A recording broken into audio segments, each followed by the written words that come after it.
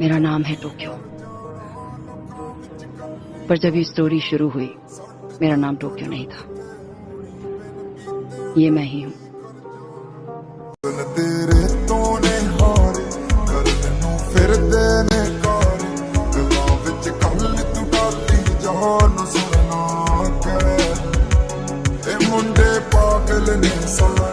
गल्लां वड्डियां वड्डे दार उमर दी हौली